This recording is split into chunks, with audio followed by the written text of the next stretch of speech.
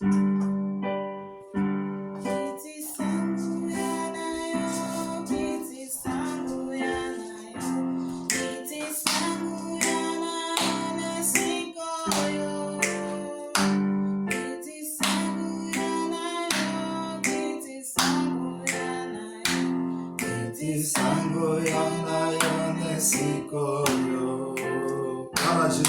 alléluia.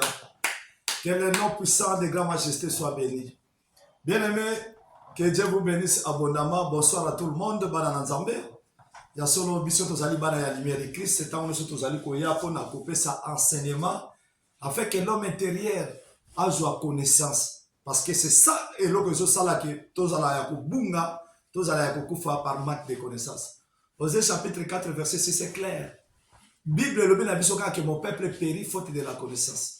Ya mona moi sagesse nzamba pesi biso tozala ko partager na bana nyonso oyo ba kolanda biso azala attentif na oyo ezali kobima parce que c'est la grâce de Dieu. Tozala maman Aigle notre sœur, maman Véro, awuti musika na Berlin, ayo kotala biso pour la grâce de Dieu parce que ayo ki so ya trompette. Alléluia. Donc azape mwana epai na ngai na kati aza mwana na molimo pe ali mwana mais azali sœur na nga parce que pas na biso tout tozaba frère et sœur dans le Seigneur. Oh te papa na nga molimo te biso tozala ba papa molimo te. Papa molimo na biso azaka Jésus-Christ Nazareth et nous sommes enseignés par le Saint-Esprit. Yango to tombolaka kombo moko ezali kolaba kombo le sur le nom de Jésus-Christ. Maman Véro le to luto zoa Matthieu chapitre 13 les semeurs mais avant de porter en matière d'abussion, si vous avez quelque chose à vous dire, pour na Nzambe, bana la lumière de Christ, si vous avez un bon témoignage, maman Aigle, que Dieu vous bénisse, na papa Aigle. Maman Véro Zalamaloba, merci beaucoup.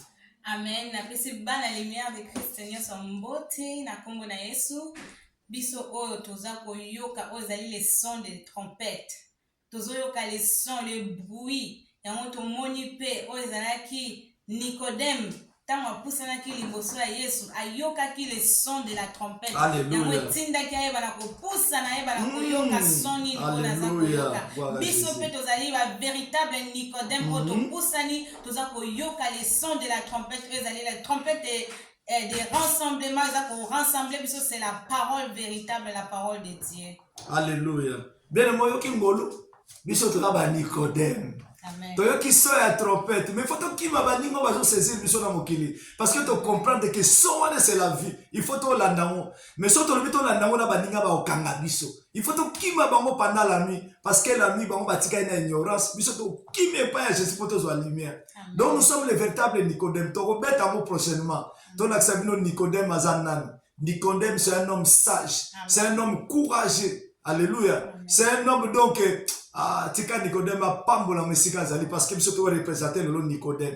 Alléluia. Mais le autre dans Matthieu chapitre 13 yo kangolo maser. Yo tika la banda tongo tipoka ko lié ba sorcier ko ganga ko zo makila Yesu ko sopango na ba frère na banda non. La vie éternelle, il faut connaître Christ. Or que pour connaître Christ, il faut connaître Christ parce que Dieu se cache dans les Écritures.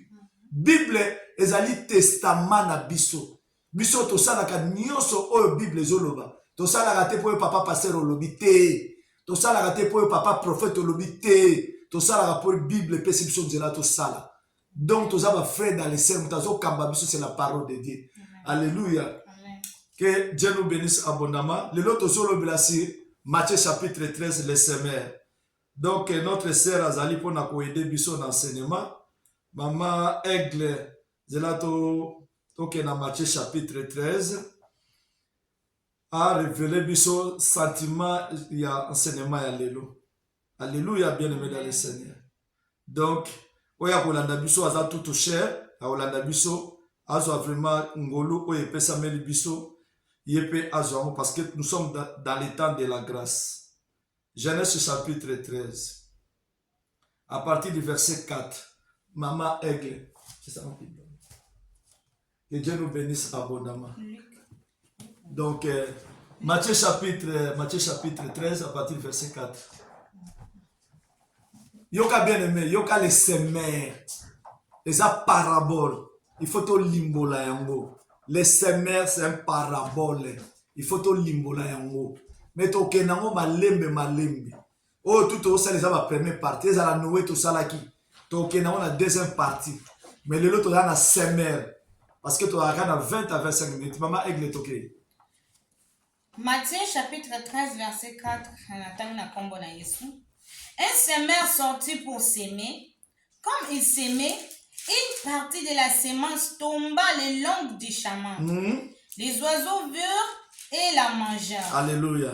Une autre partie tomba dans les endroits pierreux où elle n'avait pas beaucoup de terre. Alléluia. Elle leva aussitôt parce qu'elle ne trouva pas un sol profond.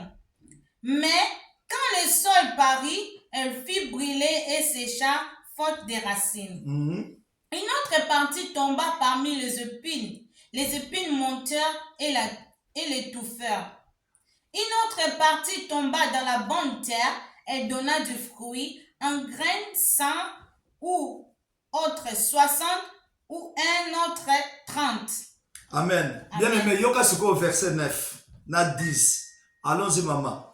Que celui qui a des oreilles pour entendre, entende. Les disciples s'approchèrent et lui dirent, pourquoi leur parles-tu en parabole? Jésus répondit. Jésus leur répondit, parce qu'il vous a été donné de connaître les ministères du royaume de cieux et que cela ne leur a pas été donné. Amen, bien-aimé dans le Seigneur. Le mystère à nous a été donné de connaître le mystère caché de notre Seigneur Jésus-Christ. Mais à vous, n'a pas été donné. Alléluia. C'est-à-dire, bien-aimé, toi, on attend la grâce, tu as eu grâce. Tu as eu mona, awa le semaine, après ça, biso parabole. Mais parabole, on entend qu'il t'a lancé, après c'est biso explication, mais biso tu peux ça sur révélation nango. Alléluia. Parce que le Seigneur a fait parabole, a fait explication nango, azana doctrine. Mais biso étant que tu as eu ngolu, il faut te taire maintenant dans la révélation. Bien-aimé, tu as 4 sortes de terres. Tu as 4 sortes de personnes qui adorer dans l'église. Bible a son modèle na bango. Pierre a liboso. Mouta liboso baso bengaye. Balobini. La semence qui est tombée au long du chemin. Ah, nous comprenons que le long du chemin, bazak genre ya bateau dans l'église. Babeni bango le long du chemin. Est-ce que bien nous avons le long du chemin? La deuxième partie.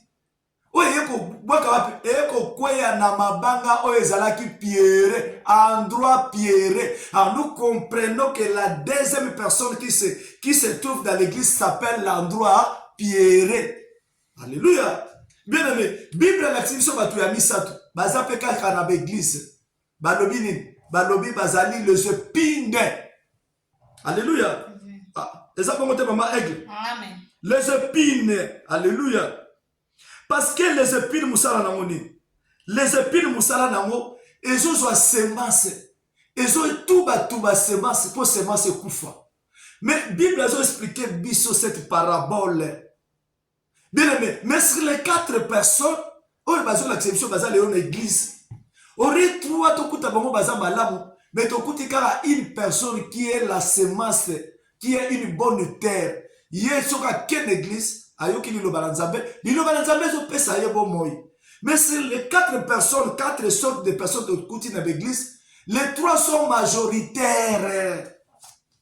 Alléluia. Amen. La Bible dit un semeur sorti pour semer, comme il sema, une partie de la semence tombe du long du chemin. Le long du chemin, c'est une personne. Est-ce qu'il y a un long du chemin? Alléluia. Les oiseaux virent et les mangèrent.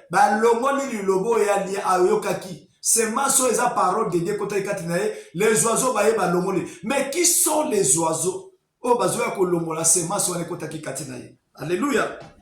Une autre partie tomba dans les endroits pierreux. Nous comprenons aussi dans les églises, il y a des endroits pierreux. Or que l'endroit pierreux, c'est une personne.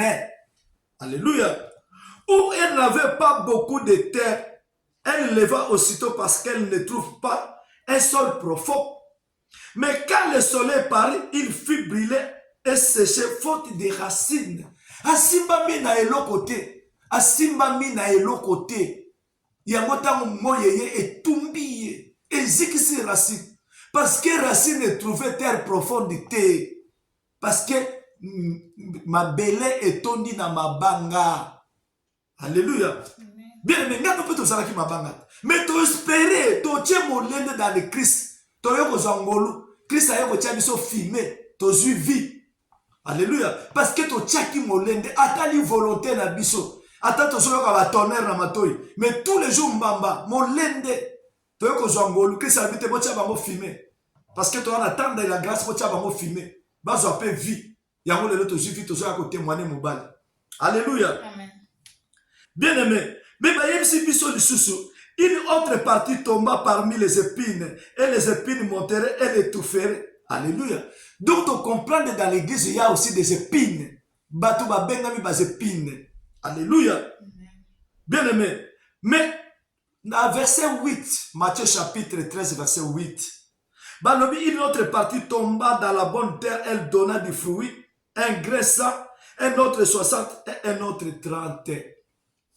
Bien aimé dans le Seigneur, tozo tuna yo, ozali endroit pierré, ozali épine, tozali le long du chemin, to ozali la bonne terre. Pesa biso yano, pesa biso nano yano ma sœur, pesa biso nano yano mon frère. Parce que tozo ya ko sosolisa yo, tozo ya ko memo dans la profondeur, on comprend que la parole de Dieu c'est la vie éternelle. Or que la vie éternelle, ça la kanango black té. La vie éternelle bien aimée. Basala kanango black té. Na préférera na kabwana na batu mena tikala na nzambe. Ke naza na batu ebele bona kabwana na nzambe. Usala na moni. À quoi sert un homme de gagner le monde et de perdre tout? Parce que bino bozo ça la plaisir à papa pasteur na l'église na bino. Église moko ko sauver batu ezate. Bien aimé, moto ya sali bilanga na ye. Naza na doctrine na sa parole de connaissance. Moto ya sali bilanga. Na bilanga liboso ya kuti e botité. Yami bala aye et botité. Yami sato aye et botité. A décourager. Alobi bosiko bilango amine tina ni na otala. Tina ni parce que mi sato na zaki na force na bomela ya monzoto et botité. Bongo siko yamine. Et là on est na kuna. Bien aimé, cet homme était découragé. Mais or que la Bible nous dit de persévérer toujours dans la foi. Alléluia. Mais il y a des qui fatigué. Alobi mais bilanga misato na salaki on a force et puis ça bilanga minene mais ebotité na justement ça qui to côté bon suko 4e na grand temps pour l'année nazo manaka na ndako mais par la grâce alobi boloko apena se retrouver na zala na sha na kende kaka donc type voilà ta mazo kende azaki l'espoir te ka kokuta bilei na bilanga wana wazali ko kende parce que les 3 semaines ça coûte que déjà l'eau que zala quitter. Alléluia. Donc c'est par la grâce azuma casse alobi nasi naza pe na bilanga orela zonga na mboka parce que misa te pesinga te na kenega akotala bien aimé mais tango akomi na 4e terre akuti bonne terre et produire ye koleka première terre koleka 2e terre koleka 3e terre, c'est-à-dire cet homme a trouvé la grâce dans le 4e champ. Alléluia. Donc le 4e terre yango wana ezo produire 50 et produire 100 et produire 200. Abosani pasi nyoso ya les 3 champs. Alléluia. Parce que azu ngolo na 4e champ et pesiye bilei azu esengo. C'est ça qu'on appelle la grâce. Alléluia. Et loko tchaki ngolu te. Et loko zaki na ngolu te. Et loko kanisa kite. Et loko yeba kite. Mais ba pesi yango. Ça c'est on appelle la grâce. Mais grâce au bisoto c'est la vie éternelle. Yango to sakana na ngote. Alléluia. Maman avec kita na verset 18. Toyoka siko explication. Oyo Christ et moi bandi ko pesa ya semer. Parce que bisoto ngolu ya ko comprendre le mystère qui est caché. Oyo na verset 10. Les disciples batuliment pourquoi tu leur parles en parabole? Alors il peut pesa meli bangote. Et pesa meli yonanga. Yangozo landa bana la lumière de Christ nanzela et le fou de Jésus. Oyo ka le mystère caché. Landa ka biso bien aimé. Dans 6 mois comme on a l'homme intérieur à zakatunenga comme makasi. Yango biso to banga bandokite. Ndoki ndeko takiba parce que moi je suis la lumière qui brille. Alléluia. Maman Aigle, à partir du verset 18 à Tinasé, Toyoka maintenant explication à ses mères. Amen. Amen. Vous donc, écoutez ce que signifie la parabole du semeur. Lorsqu'un homme écoute la parole du royaume et ne la comprend pas, le malin vient et enlève ce qui a été semé dans son cœur. Cet homme est celui qui a reçu la sémence le long du chemin. Voilà. Amen. Amen. Maman Aigle. Celui qui a reçu la sémence dans les endroits pierreux, c'est celui qui entend la parole et la reçoit aussitôt avec joie. Mais il n'a pas de racines en lui-même. Il manque de persistance. Et dès que survient une tribulation ou une persécution à cause de la parole, il trouve une occasion de chute. Alléluia, bien-aimé. Verset 22. Celui qui a reçu la sémence parmi les épines, c'est celui qui entend la parole, mais en qui les soucis du siècle et la séduction des richesses étouffent cette parole et la rendent infructueuse. Alléluia, bien-aimé dans le Seigneur. Verset 23, maman Aigle. Celui qui a reçu la sémence dans la bonne terre, c'est celui qui entend la parole et la comprend. Il porte du fruit, un grain en donnant 100, un autre 60, un autre 30. Alléluia, bien-aimé dans le Seigneur. Il y a une explication. Il y a parabole. Jésus appelle cette explication. C'est-à-dire, les autres personnes qui sont le long du chemin. Tous les bateaux, dans la quatre églises, les endroits pierreux. Tous les bateaux dans l'église, les épines. Bakangi l'église. Au coup de 5 heures l'église, 7 heures, 8 heures. Hier, ça, la mouka est 5 heures avant dans la première bas. Mais sur l'église est ici, tourner, et là on est une église. Ah, tika église, alléluia, qui sommes. Église, alléluia, démon, lobby. Église, alléluia, délivrance. Bien aimé, ce n'est pas ça qui doit te sauver.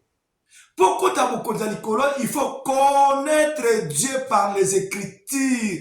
Parce que les Écritures tuent. Il faut m'appeler ça une révélation. Oui, bombi secret. Il y a un moment où Moïse sur la montagne, à la voiler. Parce que Moïse ne peut jamais donner l'explication des Écritures. Parce que Pessamela qui était. Il y a Pessamela qui est comme un parabole. Il y a un moment où parabole.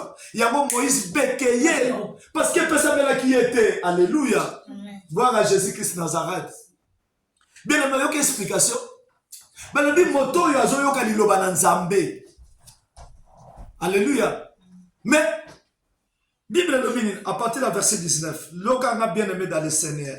Parce que tous ceux qui paient ça éclaircissement. Alléluia. Bien aimé dans le Seigneur. Tika kolanda papa prophète a opesa yo kufa.